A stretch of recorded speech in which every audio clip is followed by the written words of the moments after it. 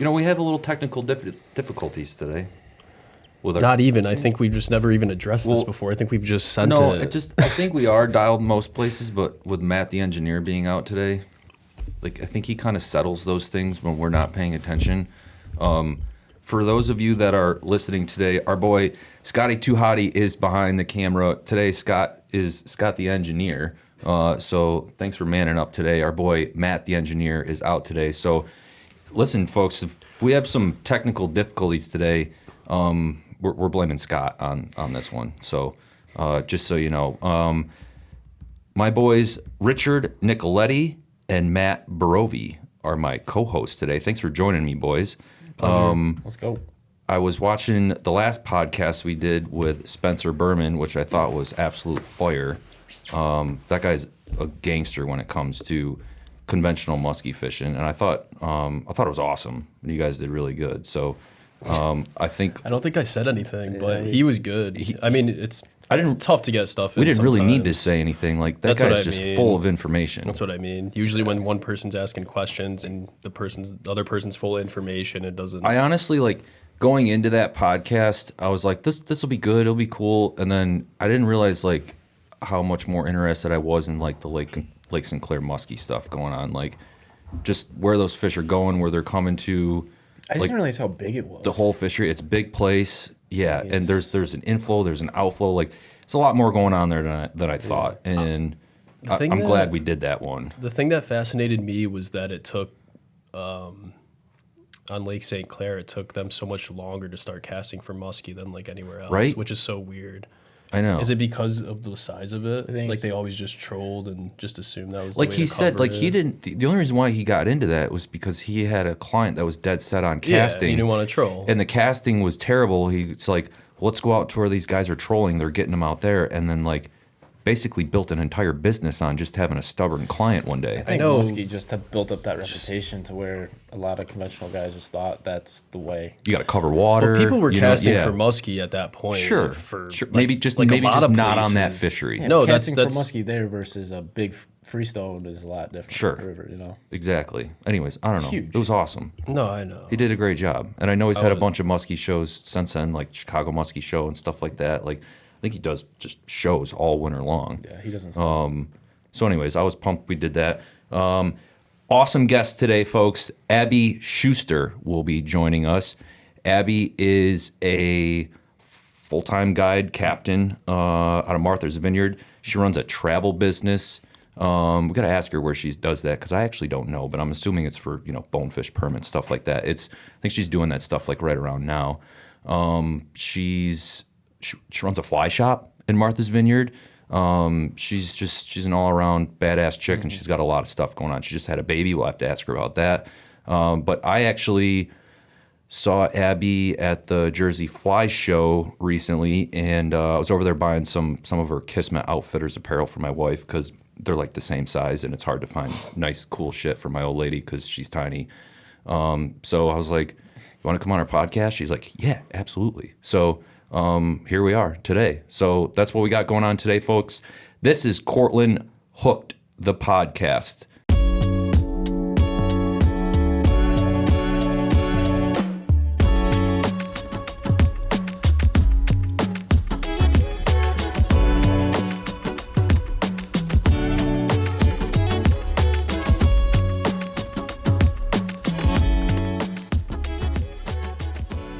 I'm your host, Brooks Robinson, again with my co-hosts, Richard Nicoletti and Matt Barovi. Like I mentioned before, Abbie Schuster is coming on today. I'm kind of pumped in two aspects for having her on. One is because I know you guys and I do, we love striper and albie fishing, and that's what she does pretty much, I think, spring, summer, and fall.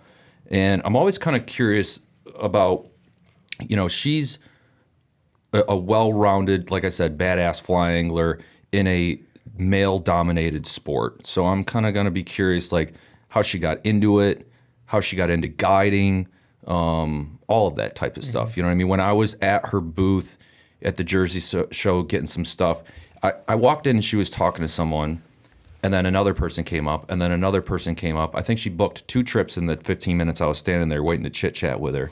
And I think it was all three of them were women that were booking trips. So I'm just curious if a lot of women anglers out there kind of relate to Abbie and want to go with Abbie because she is a female. You know what I mean? Like, I'm just kind of curious, like, you know, do they not want to go with, like, if you're a woman in the fly fishing industry and you want to go fish, you love fly fishing, you're like, am I going to book this trip with this guy or with this chick that's an up and coming, like, really good angler? You know, I don't know. So I'm curious to know, like, what she thinks, like, her clientele, is it 50-50? Is it more females? Is it more males? You know what I mean? Has she seen more women get into the fly fishing, you know, Definitely industry? more inviting. You know what I mean? I think so. anglers, I mean, she's so. super cool too, and she's very intelligent, and she knows her fishery really well. So I'm kind of pumped on that. But yeah, we chatted at the Jersey show, which was actually our first year being back at the trade show circuit since COVID. So I think the last time we were there was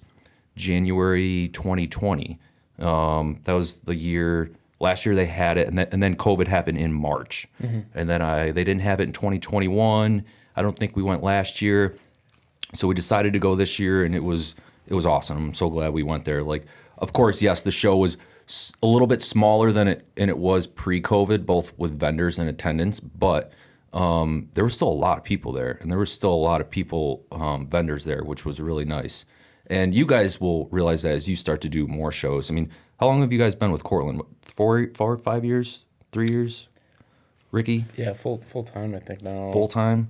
Full time, I think now. Going on 4 years. 4 years? And you've been here, what, almost three I and a half? started Three? in February 2020. Yeah, so 3 like years. once you start doing trade shows more, my point is like you'll understand like who everyone else is that works at these other companies, like manufacturers. You become friends with these people, guides and captains. So for me, like doing the shows for Cortland for like 10 years and then not doing them for like 2-3 years, going back to that show, like there's a lot of people I saw that I hadn't seen in 3 years, that guys that I would see 4, 5, 6 times a year at shows, like Reverend, like Enrico Puglisi, like all those guys, like just don't see those guys, you know, once the show circuit ends. Like it's the only place you really see them, you know what I mean? Like a lot of people just don't live near us, you know what I mean? So that was super awesome. Just to be able to see a lot of the people that you're friends with for so long that you haven't seen in forever. What you would know you what I mean? say was like the most talked about, asked fly line this year For us? jeez, I mean, it's in New Jersey, so you're along the coastline there. The whole striped bass series that we came out with last year was by far the number one, you know, series of lines that we chatted about with.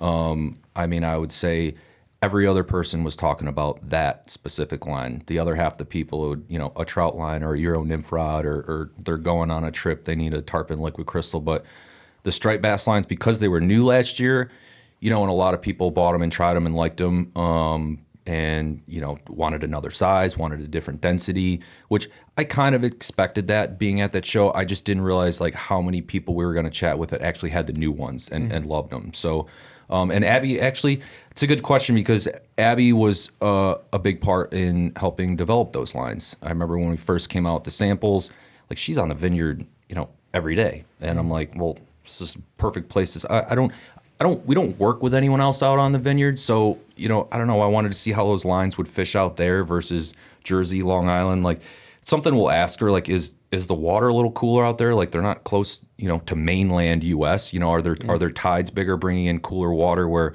those lines might react a little bit different than, let's say, the Connecticut Sound? You know what I mean? I know you still got a lot of tide action going on there, but overall water temps. So we sent them to her, and she was a big part in helping us with a couple of them. So we'll chat with her about that, which, you know, I'm looking forward to. Go ahead, You have Matt. to take a ferry to get to the Vineyard? Yes, you that the only do. way? It is called an island, and the only way to get there is from a boat or an airplane or a helicopter.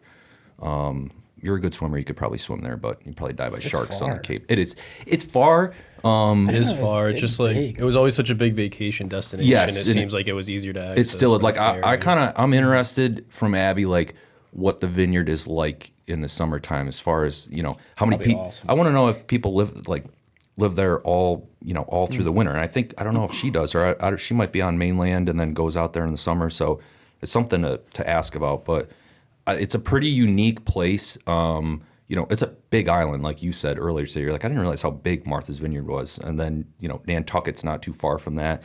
that whole region of Cape Cod, Martha's Vineyard, Nantucket is like some of the coolest, like laid out shoreline, fisheries, just everything about it is awesome. Pretty wicked.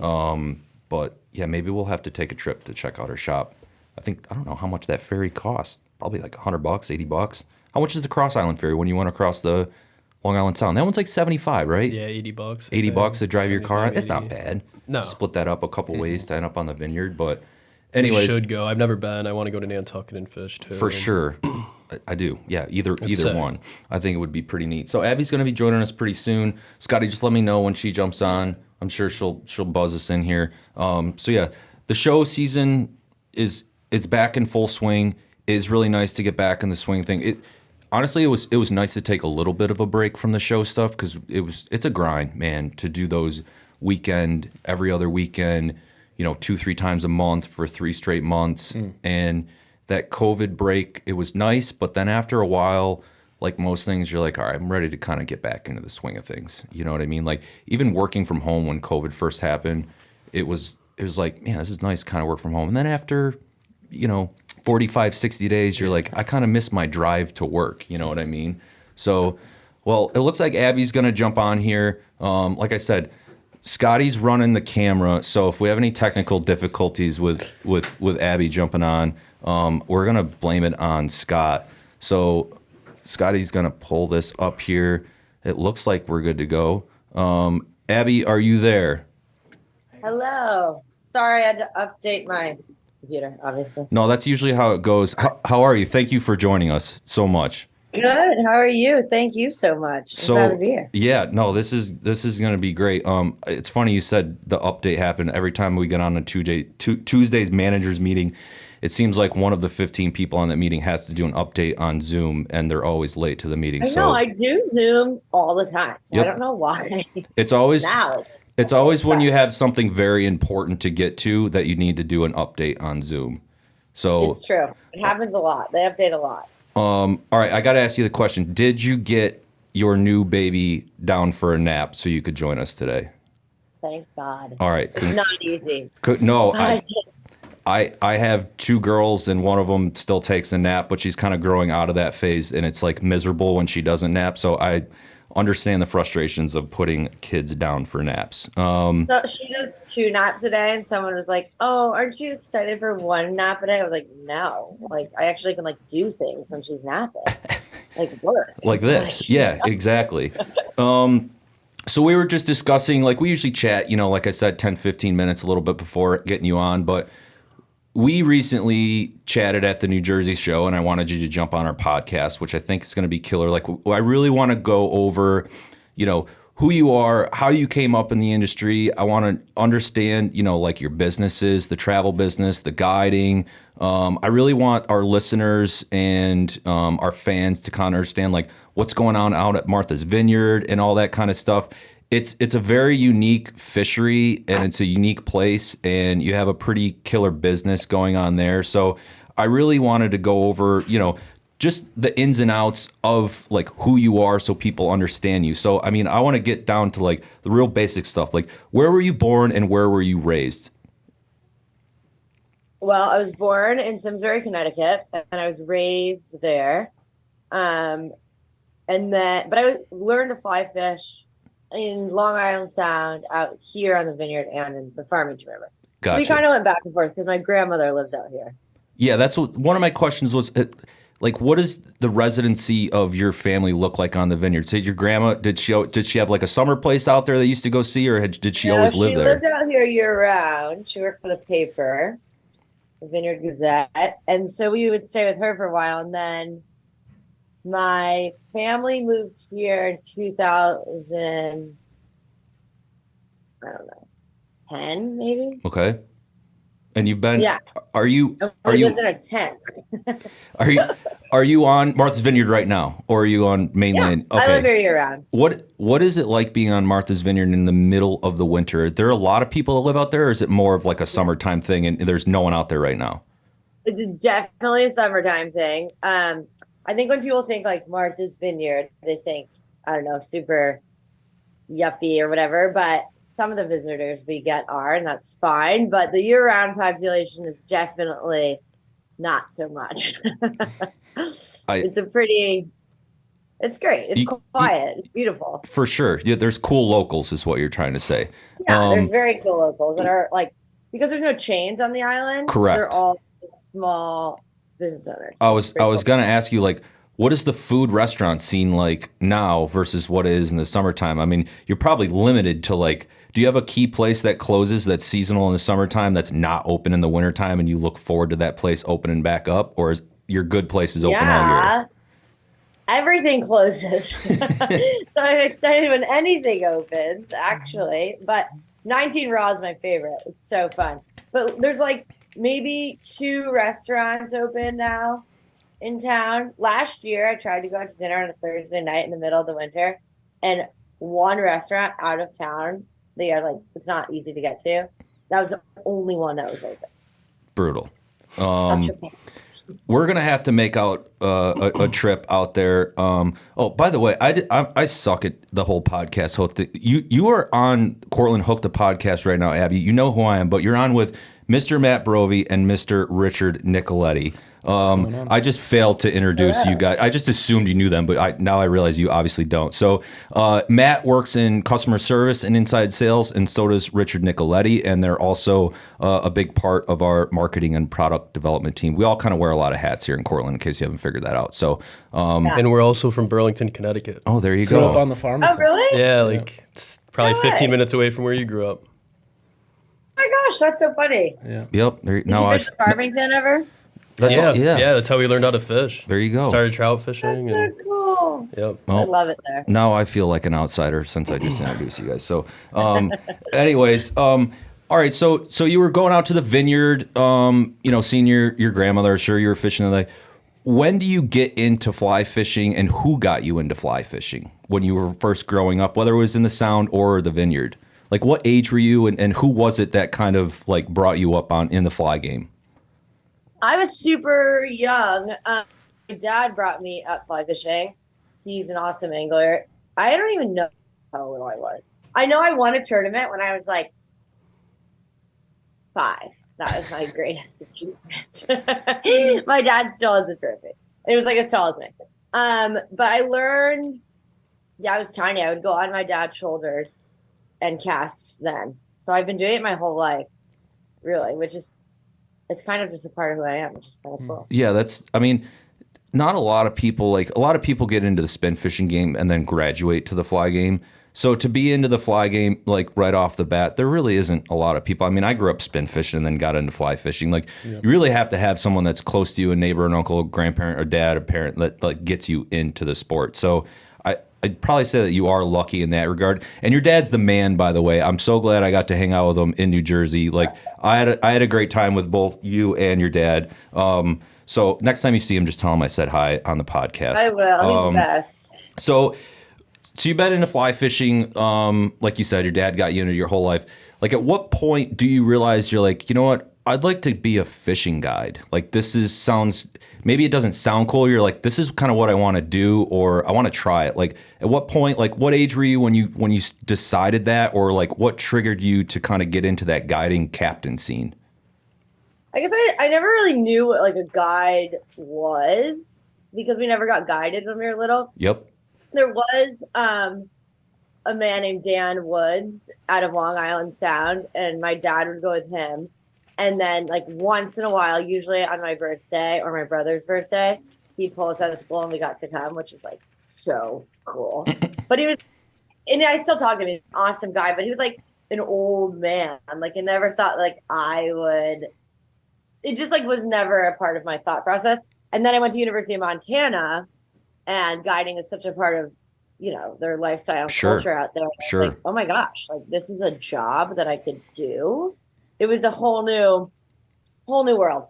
So I went to guide school out there, and then really put all my eggs in one basket. Like, thank God it's worked out, because then I started guiding in college, and I haven't stopped. So. Did you guide in college in Montana, or when you moved back out east after school? In Montana. So Gotcha. I guided in Glacier, West Glacier, and then Missoula and Bozeman as well. And then I went up to Alaska, but that was just like a little much for me. Right. I mean, I was there and it was fine, but I was a homer. It was great. And then I went to Washington State, and then I missed East Coast fishing, so I moved home. Well, I didn't realize you were that well-rounded as far as bouncing around being a fishing guide. You said you were in Glaciers. That we just did a blog post with the Harrison English, who I know you know. They guided in, didn't they guide in I Glacier? got the same place they did. Okay, so Yeah, which is that's like how we know each other. that's like a wicked sketchy place to guide too. Like not an easy river to row. Like serious shit going on there. So No, I'm lucky because I got to learn to row. Like I was so bad, but I learned quickly. So it was cool. I feel like I just kind of got thrown into it. that's neat. Who were there people guiding on the Vineyard when you moved back east? Where you're like, all right, you're in the guide scene. Were there a bunch of people doing the fly fishing stuff on the Vineyard, or were you like, there's only a couple people doing this? Like I could probably like build a business out here and kind of get it done. There weren't that many there's some guides, but most of them do like either tuna or spin. And then like we'll take people fly fishing if they fly fish. Yep. Where I don't do tuna at all, but sometimes on my clients' boats, but my boat, I wouldn't do that. And then I do fly fishing first, but then we'll like bring spin gear if people, Sure. want to, of course. But our primary thing is fly fishing. And yeah, that's why really wanted to start a shop, because there's a few great shops on island, but they're 99% spin. Yep. And like clients would need stuff, and I'd be like, okay, well, I don't really know like where. Like you can't. I mean, there's very select things you could get. Sure. So there's no other fly shop on island, which is great. Yeah, there's probably only room for one fly shop on Martha's Vineyard, but that was one of my questions I was going to ask you like later on in the show. Like, what made you realize you're like, I'd like to start my own fly shop? And it just sounds like it kind of stemmed from the clients that you had needing gear, and probably people around, the island looking for some fly stuff time to time. And you're like, well, here's another business opportunity, so I'm going to start a fly shop. I mean, would you say that's correct as far as like how you started Kismet Outfitters? For the shop, yeah. I mean, I always wanted to eventually start a shop. It was just like a matter of time and money and Sure. people helping me. But I wanted to start a shop, one that's like was an open place where anyone can go in and be like, never fly fished before, but not feel bad about it. Yep. And have this open community, which is the main goal of Kismet always. And yeah, you couldn't find gear anywhere. And also my entire income was totally dependent on Mother Nature. Sure. So when a hurricane rolled through and I would lose 2 weeks of guiding, like that really is Yeah. detrimental. Yeah. No, for sure. Now, you can post things in the shop, and, we always have cold beer in the fridge, so people come in and shoot the shit. It's fun, but, at least now there's multi-income. Yeah, no, that's great. What do you feel like? I mean, you've been guiding for a long time, like you said. What do you find to be like the most enjoyable part of guiding? Is it the clients? Is it who you meet? Is it being on the water? Like, maybe it's a bunch of things. Like, but what's like the one biggest thing like about guiding? They're like, this is why I love to guide. If you could pick one. It's a bunch of things, most of what you said, but definitely my clients. Like, I feel like being on the water, and you don't get service most of the time. Like, you're so in the moment and you're so present with these people on your boat. And so I learned crazy things about people that I'm so honored to know. And you just get to meet people on such a cool, deep level. Like I've been to their weddings, I've met their kids or grandkids. You just get to meet some really cool people that you would not have otherwise. And on the flip side of that, what is the worst thing about guiding that you could pick out? Is it the weather? Is it also clients that you get that you don't know that just have terrible personalities and you're stuck on a boat with them for 6-7 hours? If you had to pick one, what would be the worst thing about like going into the guide season or just a given day on a guided trip? Just like the aspects you can't control, like Obviously the wind and the waves and the weather. And some days, like there's an east wind at 20 knots. It's really hard to cast. It's hard to hold the boat. Fish don't like east wind. It's a hard day of fishing. And so when you have clients that don't totally understand that, like, I want them to catch a fish way more than they want to catch a fish. Yep. That's the hardest part. Agree. Yeah. It's just like you're on a boat all day. Yeah. No, Yeah. I could totally see how. Yeah. That visuals. Yeah. Just grinding. Yeah, just grinding, trying to get them The a wind fish. has got to be brutal out there too. Yeah, I can only imagine. That was. I'll skip to that. Like I have kind of a section like later on. I want to talk about like the actual fishery of Martha's Vineyard, but like striped bass, and albies, like you can target them from Maine to southern New Jersey. Sometimes Maryland. As far as that goes, like what do you find is different in the Martha's Vineyard fishery for, let's just say, stripers and albies for the sake of this conversation versus mainland Cape Cod or Long Island Sound? Like, are there differences, or is it pretty much the same? Like, are you dealing with a lot more deeper cuts and tides and rip currents, or is it more of a flats game? Maybe you haven't fished all those places and you're not really sure of the differences, or does anything stand out to you that makes Martha's Vineyard unique in the striped bass albie game versus other places, or makes it better than the other places?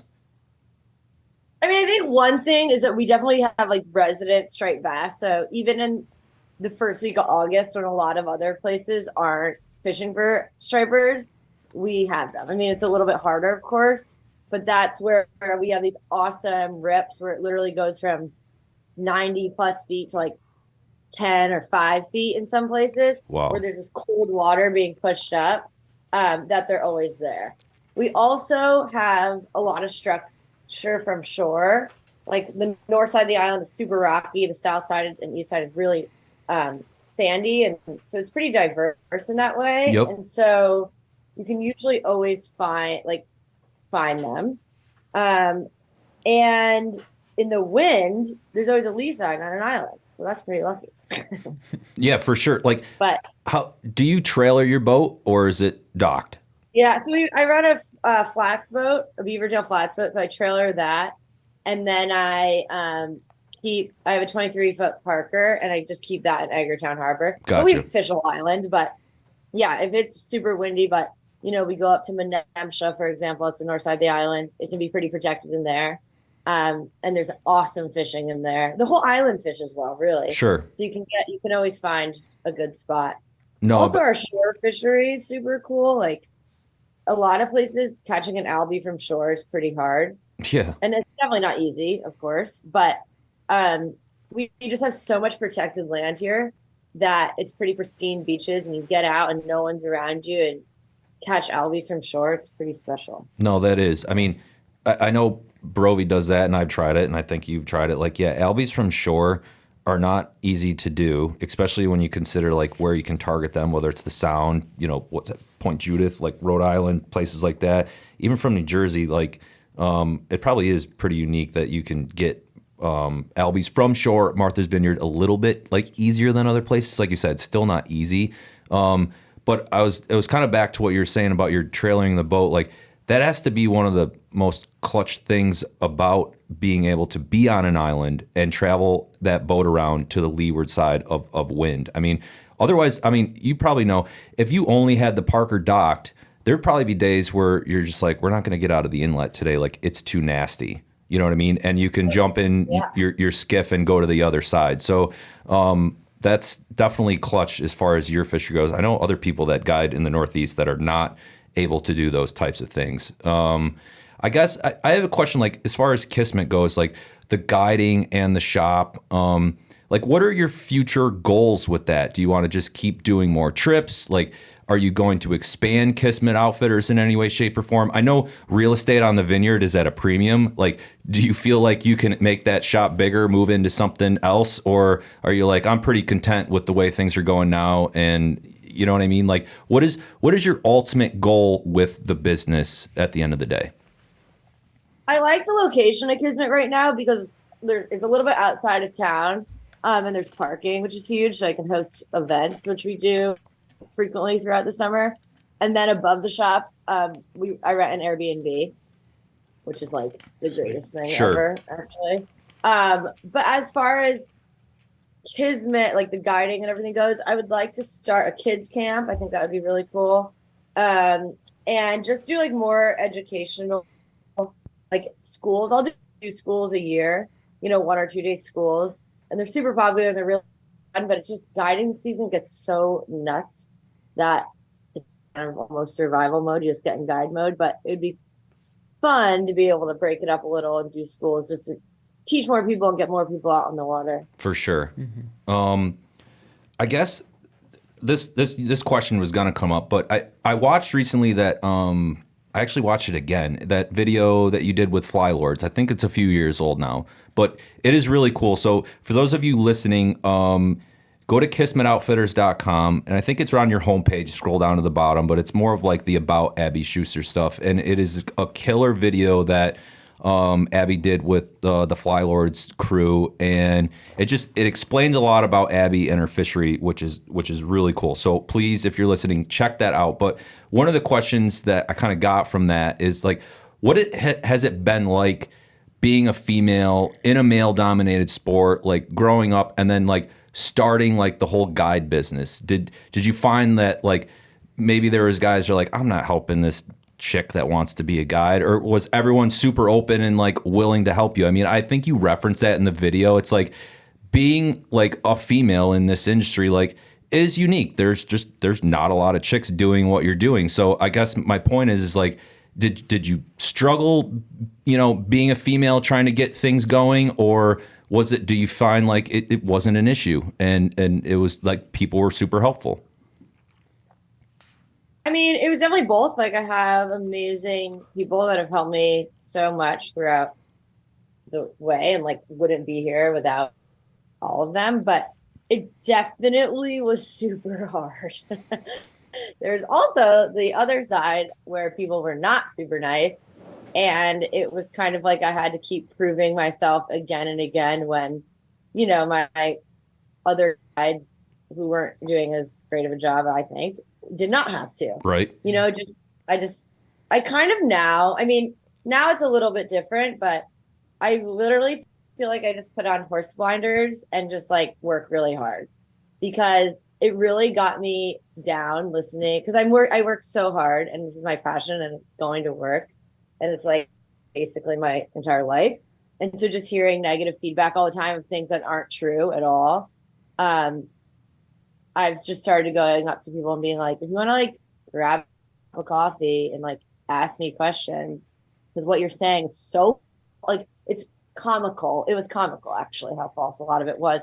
And I realized it's just not worth my time or my life or my energy. So I put on my horse blinders and work really hard. And I have some really awesome, beautiful clients. I'm so lucky. No, I think that's well put. Like, you could drive yourself nuts trying to earn the respect from a bunch of other guys out there in the industry, and it's just like you said. Eventually, you're just like, the hell with it. Like, it's just not worth it, and just do your own thing. Yeah, like you said. I mean, it comes to the choice of like, sorry. No, go ahead.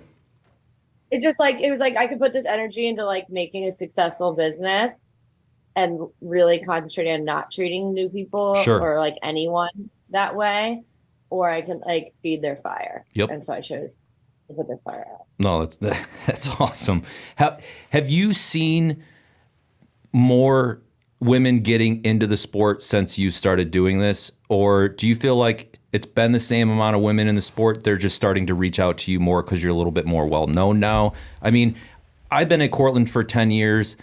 I don't know if I've seen more women get into the sport, or it's just the fact that like I know more chicks that are fly fishing, you know what I mean, from when I first started at the company. So I guess that I think you're the perfect person to ask, just because I feel like there are some women that want a guided trip and they're like, I want to go with Abbie. Like, I can relate. She's a chick. Like, what, you know what I mean? Like, I guess that's my question. Like, do you feel like this sport is growing and adding more women, or, where do you think we stand right now? Yeah, I do. I think it is super slowly, but I do definitely think there are more women. I host a women's event every year, and the first year there was like literally 5 women, and then last year there's over 30, and all of them were just so stoked to fly fish and knew what fly fishing was, and it didn't matter if they did or not because they learned, but they were more excited about it, and it was more fly fishing was more of a I don't know how to say it, like a common thing, I guess. Like, Right. there's more saltwater fly fishing, I think, is growing, and I think that helps, but it wasn't to them as crazy to see a woman fishing on the beach. Got it. Like it was when I was in high school. Got it. Well, it's good. I mean, we just need But it's more. slow. Yeah, no, I agree. intimidating. It like COVID was a big thing. It got a ton of people into the sport. You know what I mean? Like we saw that, and I'm sure everyone did. But I hope that we can retain all those people in the industry. Yeah. And like you said, like it is a slow growth. Like COVID would just like sped it up super fast. But you know, it's like outside of COVID, like I always try to like incorporate COVID or leave COVID out of the equation when we're talking about really anything nowadays.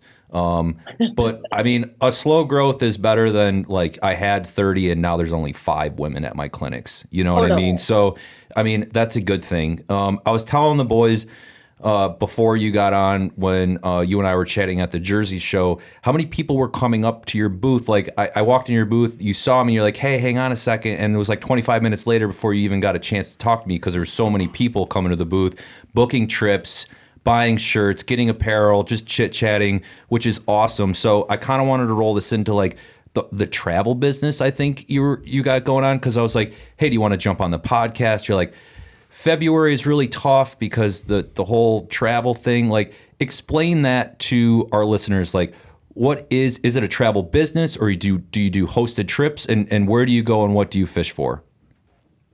So I do a little of both. I've traveled a lot with clients, and so I have a lot, and like living out in Washington and Montana and all over the place. I've formed friendships and partnerships with a lot of lodges. So I act as a book agency. So if a client wants to go to Montana or Alaska or Argentina or whatever, I can set it all up for them.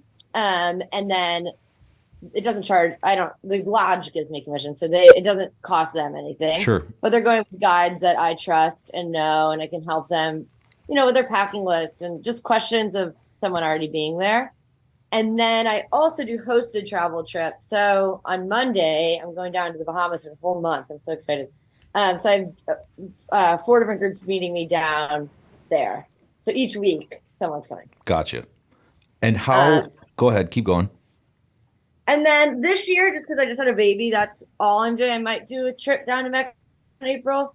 But usually before COVID and everything, I would do like Cuba, Argentina, Mexico always, Bahamas, and Ireland. And those are hosted trips that you have clients come on, or are those just personal trips?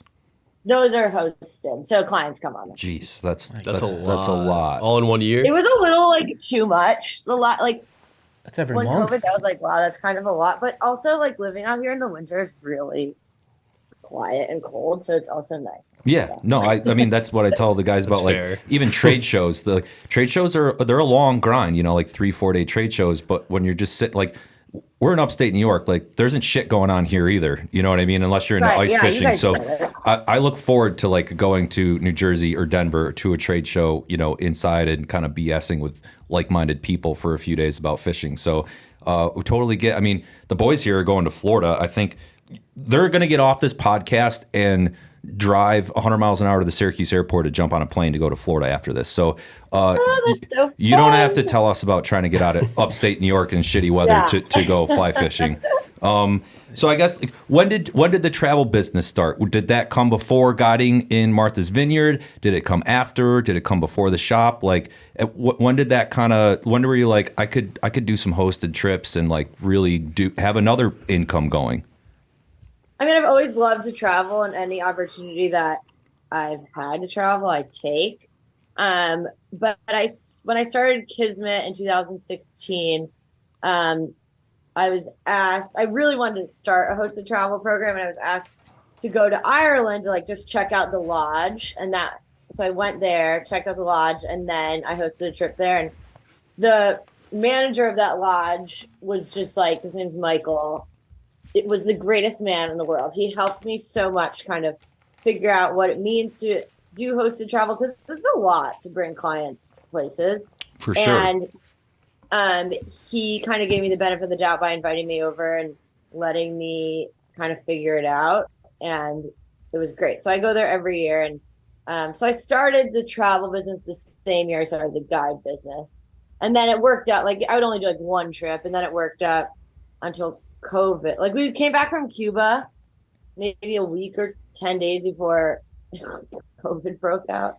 Yep. I can't believe how lucky that was. And then it was kind of, that was it. I mean, I did one trip last year to the Bahamas, but I was super pregnant, so I don't know. That was something. and then this year, I'm just doing two. So I'm working back up.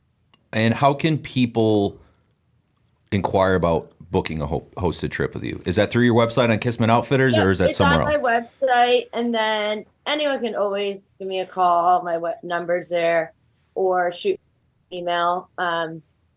And even if I don't work with the lodge, I have a lot of friends that work with different lodges, so I'm happy to recommend, even if I'm not making commission or anything, I just recommend, where to go. Yeah, you want those people to have a good time at the end of the day. Because if they do and something works out, they'll appreciate it and potentially book you for something, down the road.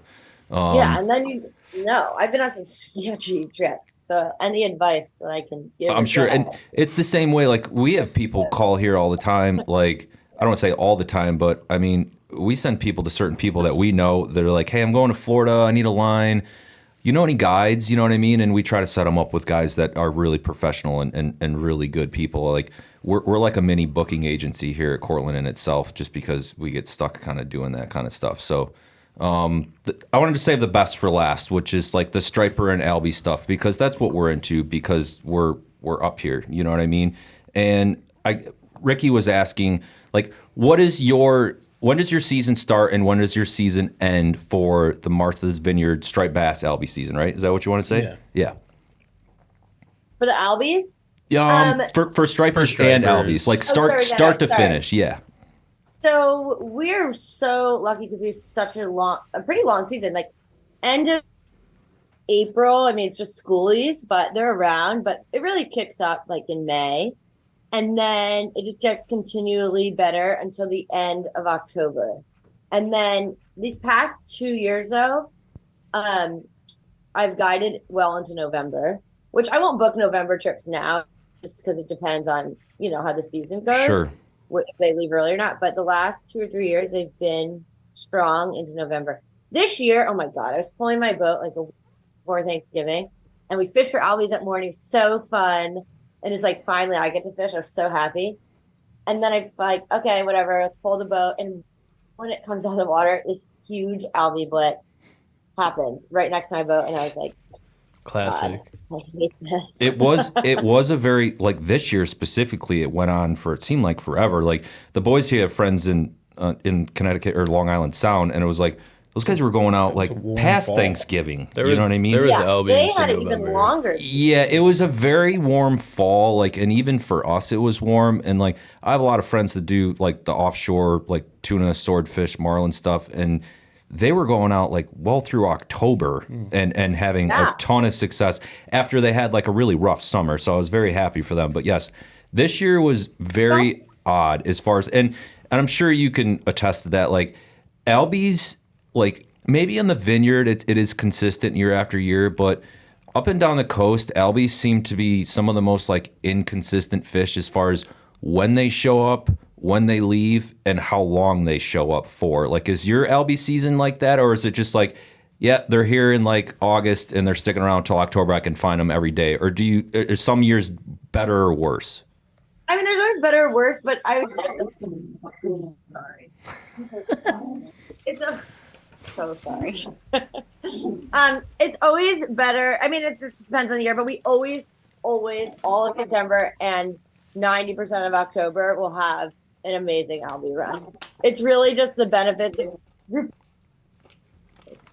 It's really the benefits of if when they come, like this year, the first Alby we caught was August 17th.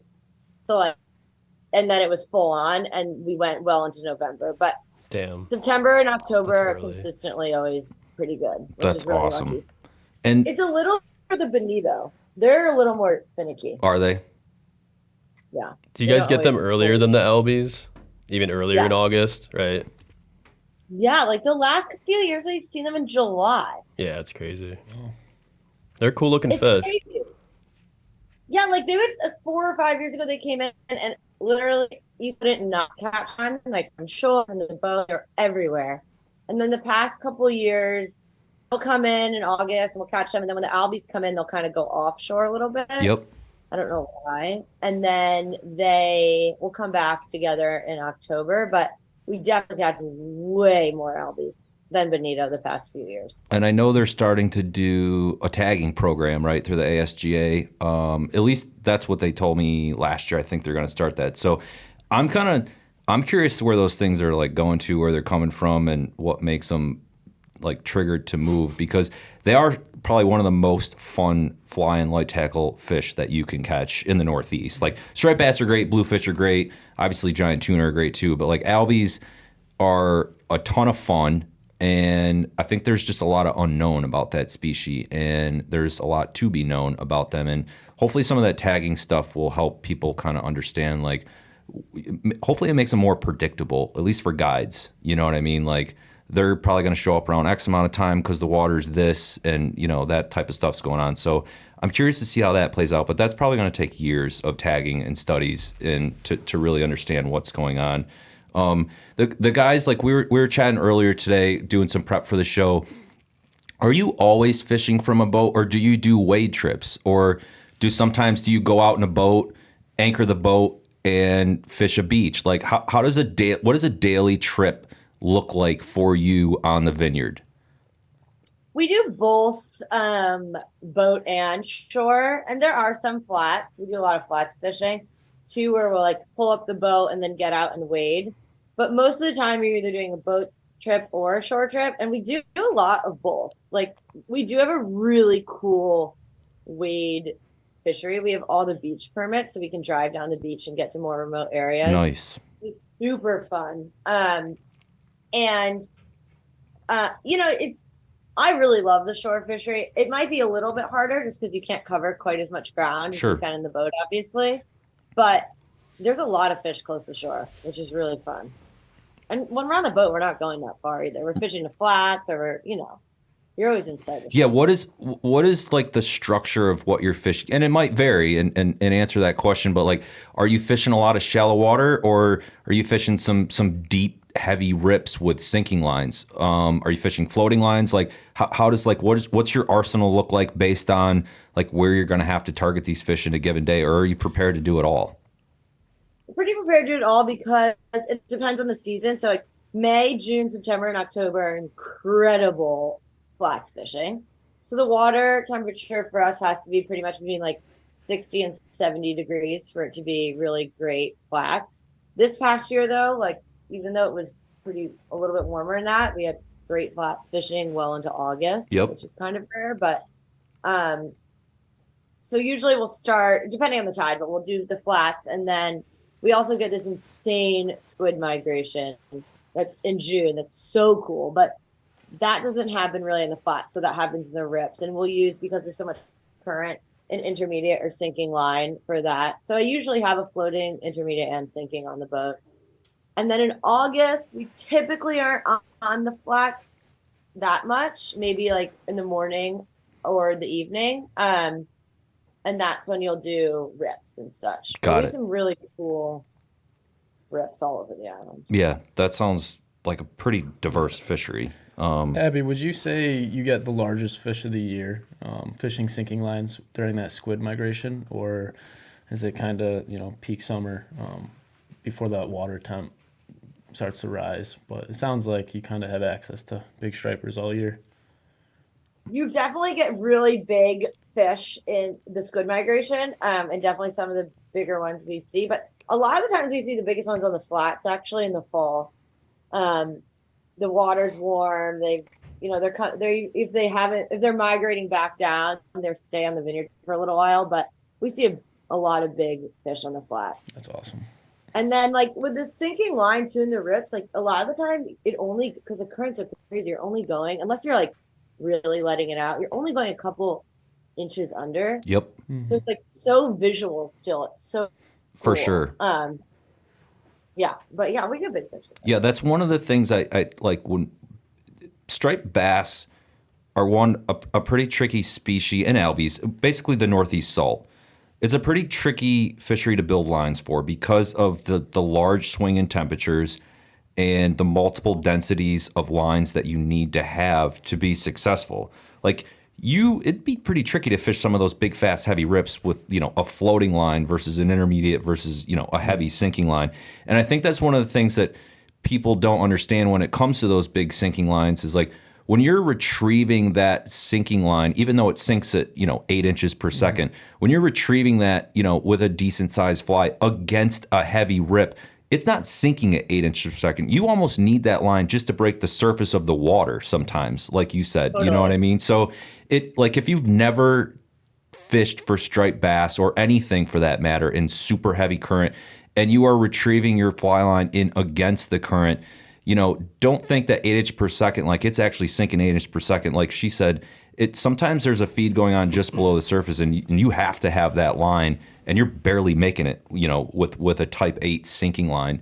And that's one of the things the guys and I were chatting before you jumped on. Like, you were a big help in helping us test some of the new striped bass lines when we made the first prototypes. First of all, thank you for doing that. Yeah, that's what I wanted. So out of those ones that we've recently introduced, like which line is your favorite of those and why, really? Well, I don't know. I really like the floating and the intermediate. The intermediate really cuts the wind super well, and anyone can cast it well. Like, it's like a magical line. I swear. Like, new people that are new to it, even in the wind, have no problem turning it over and getting it out there. It shoots really, really well. And the same with the floating line, which we use on the flats. It has enough that you can like get it out even with wind, but it is too much that it lands heavily, Sure. which is nice. Like, it doesn't spook the fish because the stripers on the flats behave like even spookier than bonefish. Like, you can't be clunking around. And so I love that floating line, how it just lands super softly, but it has enough of a head that you can like actually shoot it out without worrying. No, that's a great point. And I know I just discussed like building lines for the Northeast. Yeah. I know we just discussed like how tricky it is to build lines for the Northeast, and like one of the things is like the multiple densities that you have to build lines for. The other thing is the temperature those lines are going to be fished in, whether it's super cold or like in Long Island Sound, like and even the Vineyard, like those boat decks get pretty warm. So it's got to hold up against some heat. And the water's like 60. And then you have to factor in like you can fish a floating line into a bunch of blitzing fish and they're not going to care. Right. And then you fish a floating line on the flats to like the same fish that are super spooky. So like you can't just have a cannon of a line that gets it in there. Like it does have to land, somewhat delicate, like Abbie was saying, like bonefish. So trust me, designing lines, which all the guys here do, and they're a huge help in doing that. Like it's got to be one of the hardest things to build lines for correctly. It's just multiple densities, every situation. Like, and I have guys that, when you work with people in the Vineyard and the Cape and Rhode Island and Long Island Sound and Montauk and New Jersey, everyone's fishery is completely different. Like there's no flats, fishing going on down in New Jersey where like the guys on Long Island, they're pulling their skiffs that they just brought back from Florida. You know what I mean? And then you're dealing with heavy rips like, coming out of like the Cape Cod Canal or just rips like in general. So it's really cool to build lines, and it's a pain in the ass to build lines for too at the same time. So again, thank you. I appreciate you helping us out with that. I know you were a big part in that. I guess I got to ask, which one, if you had to pick a frothing, blitzing, Alby, just mayhem, or like a pod of 100, like 9 to 10 pound tailing bonefish, like if you had to pick one, which one would you rather do? Albies for sure. They're so fun. They're crazy. And like, they're nuts. They're so much fun. And then when you finally hook one, they're so smart. that they run at you half the time. Like half the time I have to put the boat into reverse and the client has to run the bow or stern just to get enough tension on the line to be able to reel it in. It's like, they're so cool. They're a great fly rod I know. fish. They're incredible. One of my favorites. Would you rather fight an Albie from a boat or shore? I don't know. I mean, the shore is really fun because they can't go deep. Yeah. So they just run out. Yeah. But the other side of it is like we don't really fish super deep water for them anyway. So I think it's easier to land an Albie from the shore though. Yeah. Because you can like run up and down the beach. You can back up the beach very easily. Where like if the line can get caught on anything on that boat, it will. Yeah, that's and true. they'll wrap around. I mean, people are like dancing around the boat sometimes. It's crazy. They run around the boat so many times. But yeah, I think the shore Albie's pretty cool. Yeah, they're fun. Also Well, a lot harder. You heard it here first, folks. We make magical lines at Cortland, and Abbie would rather fish for frothing albacore over bonefish. Abby, would you say your average size of albies are a little bigger around the vineyard? Or? Yeah, I think like comparatively to Boston Harbor and stuff, they get a lot, but we do have bigger ones. Yeah. I mean, I've seen Fun. it. Yeah, I mean, Over but an the Albie years, is an she's always Albie. posting Like, like the biggest. yeah, I would say like biggest the Albies. photos I see from out there, like versus some of the other places around, like they're definitely, again, maybe that tagging study will help, but they definitely seem like a couple pounds bigger than. I mean, you probably they're agree with just that, so right? big. We have so much bait in the water and such a healthy fishery. I'm so grateful for that. But I think that's why they're just eating. I mean, there's so much bait in the water at 10 meters. It's crazy. I guess it's raining half the time. one of the things that we haven't talked about, and I want to show them some love because I do love them, like a bluefish. You have bluefish out there? Do you have a lot of bluefish? Are they big bluefish? Or do you not care about bluefish? I love bluefish. Bluefish get a bad rap. All right, good. I don't know I why. agree. I totally They agree. do. They do. I'm glad you said that. They're fun. Yeah, they're amazing to fight. They're crazy. And they can be super picky. Like I think they're a great fish. We've had a funny bluefish. We always have bluefish. The last like 3 years we've been getting big blues again.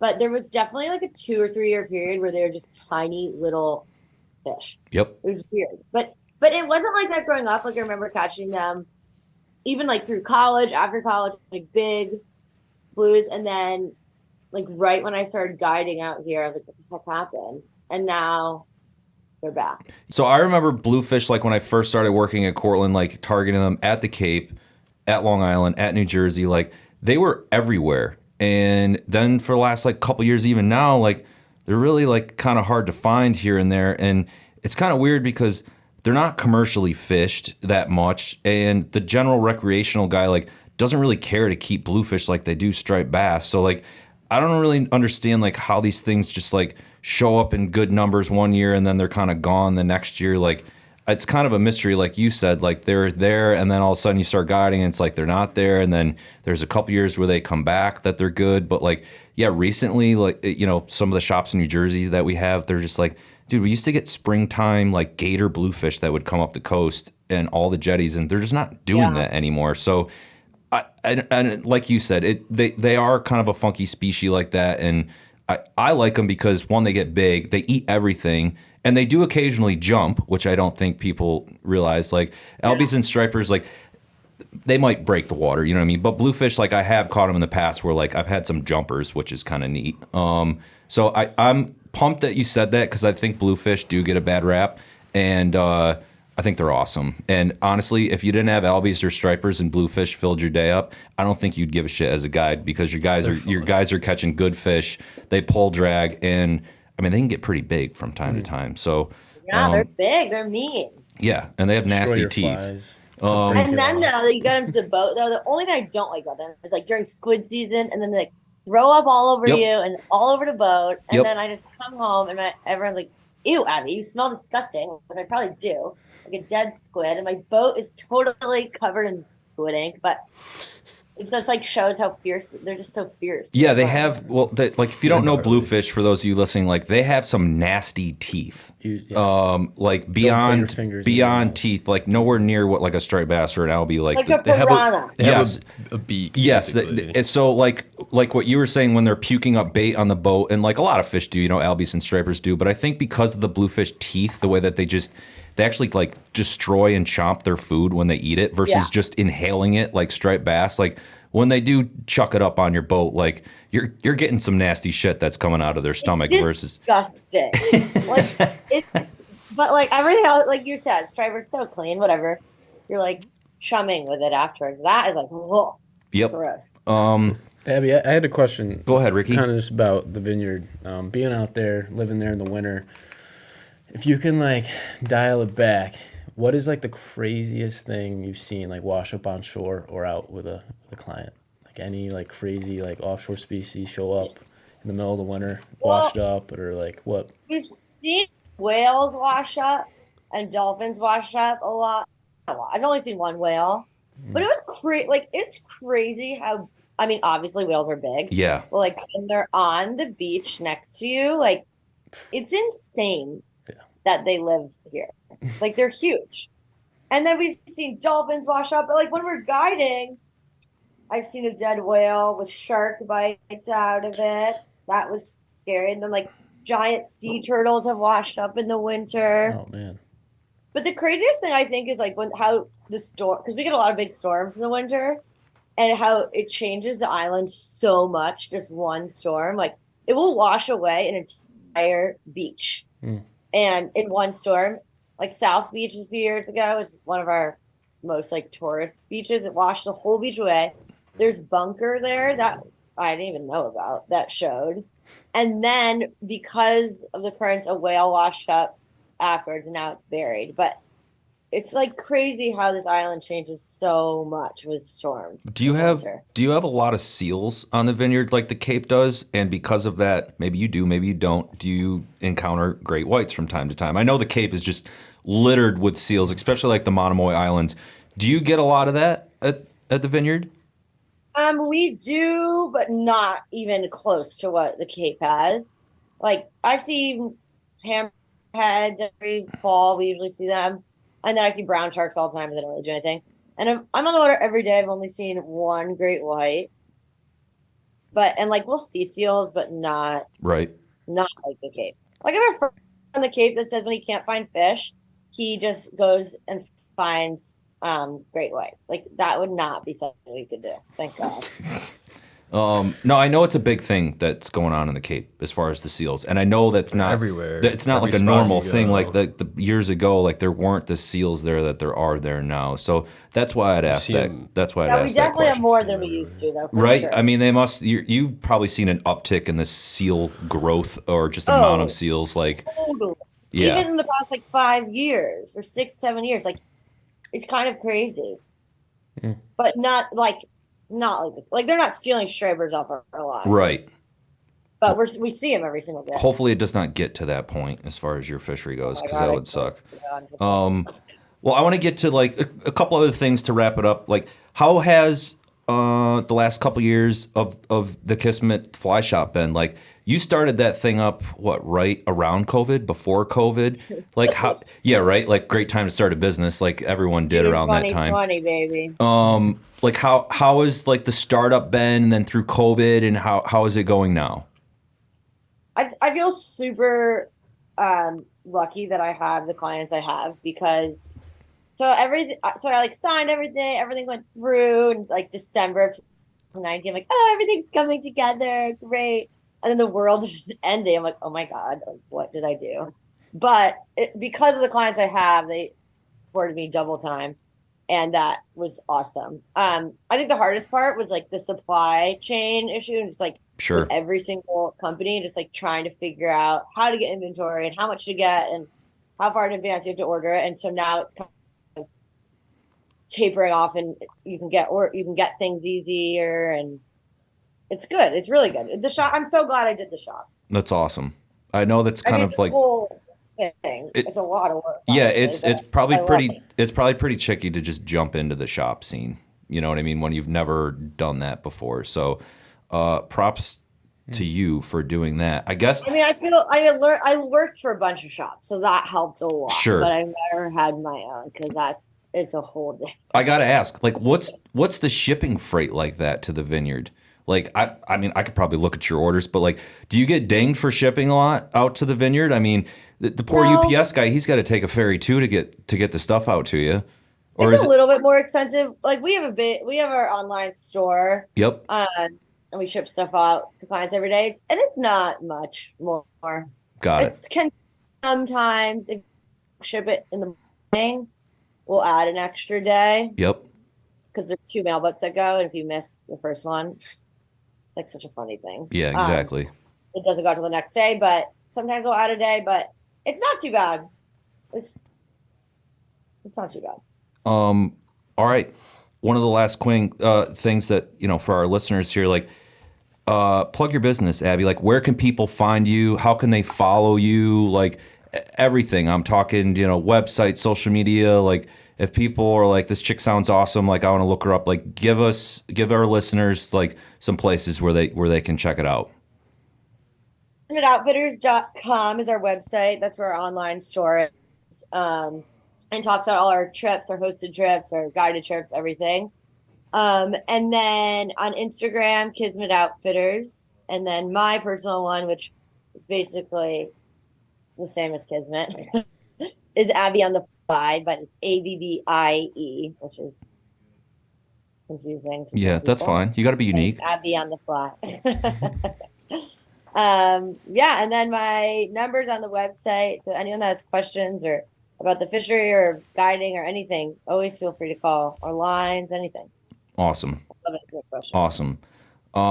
Well, tons of thank you for, 1, being a great, customer and shop, 2, being a rock star as far as helping do product development, and 3, jumping on the podcast today. I know you're busy and I know what it's like to have kids. So we will let you go and enjoy some peace and quiet while your kid finishes up the nap. All right. Well, thank you guys so much. You guys are so awesome. I love carrying your line and using it, guiding every day. So thank you. Awesome. You heard it here Happy first, folks. That's awesome. There you go. Thanks, Abbie. Appreciate it. Abbie. Bye, guys. Have fun in Florida. Thanks. We got to take a trip out to the Vineyard. Yeah, we will go out to the Vineyard.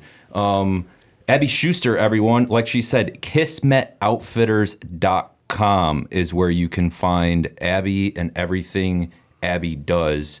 That was cool, man. I was freaking, like, the Vineyard sounds awesome. I mean, we've done Cape Cod, Long Island Sound, New Jersey, Montauk, the North Fork of Long Island, Rhode Island, but I don't know. Sounds like there's just a lot more like cooler stuff going on out there.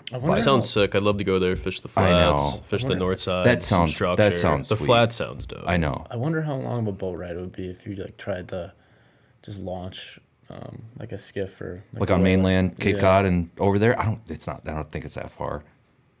Full tilt. It looks pretty out there. Go look. To run out there, it can't be if it's too close. It depends on the People, weather. I mean, you know what I mean too, and it depends on what boat you're in. If you're in a 23-foot Parker and it's like not too bad, I can't imagine it's too bad. I bet people do it more than you think. You know what I mean? I mean, obviously the ferries are running across there all the time, but you're right. If you wanted to bring your boat out there, it just like the whole depends on where you launch, but yeah, from Woods Hole, Mass is probably like the closest place to get to like the north tip of the Vineyard. I don't know, 45 minutes maybe, half an hour. I guess from like Falmouth. Yeah, from Falmouth, from there to there. Anyways, Google Maps always throws me off. it does too. Someone listening probably does that, and they're like, "This guy's a moron." So, Takes like anyways, 10 minutes. I'm just gonna shut my mouth. Yeah, it takes like 10 minutes. Oh, look at Scott's got it pulled up on GPS over there. That's by road. There's no road. Anyways, like the flats thing, like we've done stripers and albies from the boat, but I don't know. The flats thing sounds just like super cool. Yeah. You know what I mean? And I've done flat striper fishing like Barnstable Harbor in Cape Cod and on the Monomoy Islands. Like it is sweet. Like it's sight fishing. Like you're seeing, groups of like big fish sliding through with the waves and current. And I've never sight fished for stripers on flats. It's I would sweet. love to do that. Never really had weather conditions. I enough know. for that. The It's only gotta be times right. I see big stripers in the surf is when I was vacationing as a kid, swimming in Cape Right. Cod, and you just see like a school of Like 3 or 4 good weren't ones. dialed in at fishing, nor did you have the gear to catch them. Oh, no, I had no idea what they were. I Yeah. would like try to like chase them around as a kid. I think that like I don't know if she said it or not. Maybe she did, but like Albies wade fishing, and you've done that in North Carolina, and you've done it in Rhode Island or Connecticut as well. Everywhere, yeah. And it seems like they're a little more accessible on the Vineyard than they are everywhere else. Like The sound was good last year because Yeah. there was a ton of them. right, But- it's got to be good. Are you on a Yeah. jetty when you go? On a bad year, the Vineyard probably fishes way better Right. than mainland. I would say. I would be pumped to go out there and try it. be sick. We should put a day together and try to fish with From the her. sounds of it, like the whole state park aspect and like the open beaches is huge because like there's not a lot of room on the Vineyard. You know what I mean? Like you probably need to get an Airbnb, which are probably through the roof in the middle of summertime on Martha's Vineyard, It sounds like the time to go is the fall, right? Yeah. See, that's what and that's when the End of season. season. the fall, yeah, Yeah, like end of September, season. like post Labor Day, and I know this from my sales travel from the Northeast and Mid Atlantic. After Labor Day hits, like the amount of people that leave those really nice places like Cape Cod, like Montauk, like the Jersey Shore, like the weather's awesome still. 75, sometimes 80 degrees right through September into October. There's way less people around. The prices drop considerably, and the fishing is better. You know what I mean? Sometimes it doesn't even start until September, October, I mean, and even October, October- November. In If you're strapped for cash, travel and saltwater fish in the fall. yeah, October, you get Albies and big stripers. yes, and the Bluefish too. If they would ever show back up, if they're stop being weird, so whatever they're doing. But It's almost better. I find the bluefish every time. you're like one of those guys.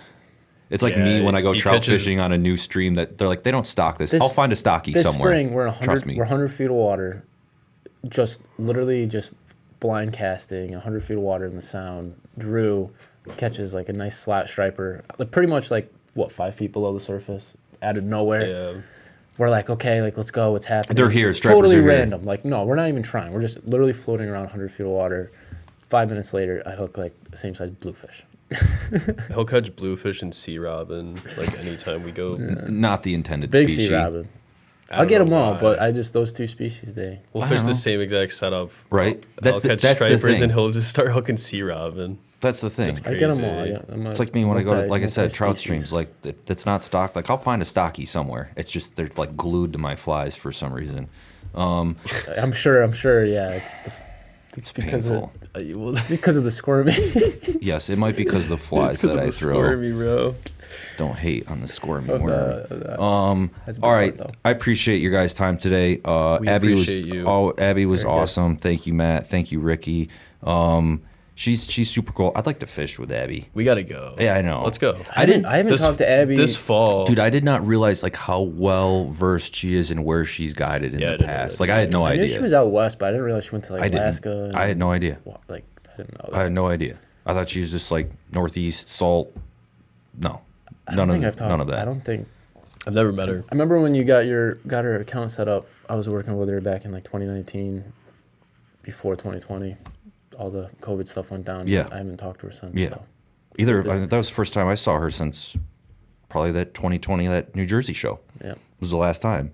She's like, I'm going to be opening up a shop. Like, want to bring in Cortland. Cool. And then just like, you don't hear from anyone after that when it comes to opening up a new business during COVID. So I'm glad things are going well. It sounds like they're awesome. It sounds like the travel thing is kind of starting back up for her. So, and I'm sure she's got her hands full with the baby. So, thank you for joining us too, Abby. And I think our next guest will be in studio when we shoot that, which will be awesome. And it's a big one, folks. If this pans out, it's a big one. I've been waiting for, it's a guy, okay? I've been waiting for him to jump on the podcast. He was one of the original guests that we had written down to jump on. And just the hurricane happened. So, okay, this guy's from Florida. And like didn't have Wi-Fi, I don't even think he had a freaking house at this point. So things are kind of coming back together, but he's going to be up in our neck of the woods for a trade show, and he said he wanted to do it in person. I'm like, you realize like your trade show and we're in New York, like we're in upstate New York. He goes, oh, I know. I was like, if you want to show up, then you show up. So we might turn that into like a 2-day, 3-day bender with that guy as far as like fishing, content, photos, the podcast, plant tour, like all that stuff. Like when you got Mr. So-and-so coming here, I'm not going to tell you who it is. You guys know who it is. I want to, I'm getting out of work doing stuff. You know what I mean? We're going fishing. Like, this guy's an OG legend. I'm going to try to suck as much information out of that guy as we can in the 3 days that he's here. So I'm looking forward to that. Get him freshwater fishing. Yeah, Yeah, he's we'll got to show get him out of the some salt. fisheries Yeah, around he here. probably thinks like we're gonna go catch like little trout, Yeah. somewhere. We'll bring, we're taking them. bring him up steelhead fishing and stuff. We'll do everything. So, all right. Well, enjoy your trip to Florida, guys. Have a safe, great time. Catch a ton of fish. Catch some redfish, some snook, maybe some tarpon. We'll see. Whatever, like anything that bites. You know what I Record mean? Like, snapper who are on the we, fly. right? The hell with it. Thanks for joining us, folks. Join us next time. This is Cortland Hooked, the podcast.